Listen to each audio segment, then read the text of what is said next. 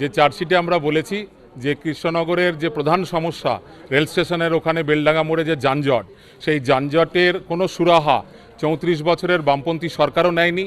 আজকে এখানে আমাদের 15 বছরের যে তৃণমূলের অপশাসন, সেই অপশাসনে নেয়নি। কিন্তু আমরা লোকসভা ভোট এলেই দেখেছি আমাদের সাংসদকে নাটক করতে, যে তিনি রেলমন্ত্রীকে একটা চিঠি দিয়েই তার দায়িত্ব সেরে ফেলেন এবং সেটা মানুষের মধ্যে প্রচার করে দেন।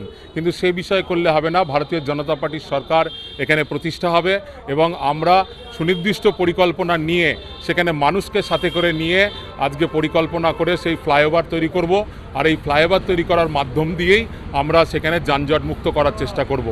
নিকাশি নালার কথা যত বেশি কম বলা যায় ততই ভালো, কারণ দেখেছেন যে কৃষ্ণনগর যে পৌরসভা, সেই পৌরসভা দীর্ঘদিন ধরে কংগ্রেস পরিচালিত, তারপরে তৃণমূল পরিচালিত, এবং তারা 2000 সালে আমাদের মাননীয় সাংসদ সত্যব্রত মুখার্জি তিনি একটা কোনো দল না দেখে তিনি কৃষ্ণনগর পৌরসভাকে সাহায্য করেছিলেন সাংসদ কোটা থেকে।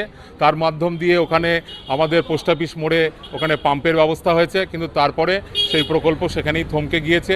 নিকাশি নালাগুলোর বেহাল দশা, প্রত্যেকটা ওয়ার্ডে ওয়ার্ডে, আমি 4 নম্বর ওয়ার্ড জানি, 9 নম্বর ওয়ার্ড জানি, 10 নম্বর ওয়ার্ড জানি, যেখানে অল্প বৃষ্টিতেই সমস্ত রাস্তা ড্রেনের জল রাস্তায় উঠে আসে, মানুষকে সেই জল পেরিয়ে পেরিয়ে যাতায়াত করতে হয়। দুর্বিষহ অবস্থা, রাস্তাঘাটের অবস্থাও দুর্বিষহ, এবং পাড়ায় পাড়ায় সমাধানের মাধ্যম দিয়ে যে ভাঁওতা দেওয়া হয়েছে, সেই ভাঁওতার মাধ্যম দিয়ে মানুষ আজকে সুরাহা কিন্তু পায়নি।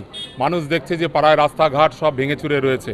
নিশ্চিতভাবে ভারতীয় জনতা পার্টির সরকার এই বিষয়ে নির্দিষ্ট পরিকল্পনা নেবে এবং আগামী দিনে মানুষকে যাতে সুরাহা দেওয়া যায়, প্রান্তিক গরিব মানুষের কাছে যাতে বিভিন্ন প্রকল্প পৌঁছে দেওয়া যায়, তার ব্যবস্থা করবে ভারতীয় জনতা পার্টি। আমরা কিছুদিন আগে দেখলাম যে আমাদের যে শক্তিনগর জেলা হাসপাতাল, একমাত্র হাসপাতাল, এখানে আজকে 34 বছর আর 15 বছর, এই যে 49 বছরে আজকে এখানে কোনো মেডিকেল কলেজ হলো না। এই মেডিকেল কলেজ হলে সারা নদিয়া জেলার মানুষ আজকে উপকৃত হতো, কিন্তু এখানে মেডিকেল কলেজ করতে তাদের চিন্তাভাবনাতেই আসেনি, কারণ তারা বিভিন্ন রকম দুর্নীতির সঙ্গে জড়িত।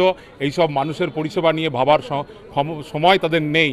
তা আমরা কিছুদিন আগে দেখলাম যে শক্তিনগরে একটা বড় বিল্ডিং উদ্বোধন করলেন সাংসদ, কিন্তু সেই বিল্ডিংয়ে কোনো চিকিৎসা পরিষেবা নেই, এবং সেই চিকিৎসা পরিষেবা না থাকার কারণে হরিশপুরের একটা ফুটফুটে বাচ্চা টোটোয় ধাক্কা লেগে সে ওখানে চিকিৎসা না পেয়ে আজকে সে প্রাণ হারালো। তাই দুঃখজনক ঘটনা। আগামী দিনে ভারতীয় জনতা পার্টির সরকার প্রতিষ্ঠিত হলে নিশ্চিতভাবে এগুলো ঘটবে না, মানুষ জেলাতেই চিকিৎসা পরিষেবা পাবে।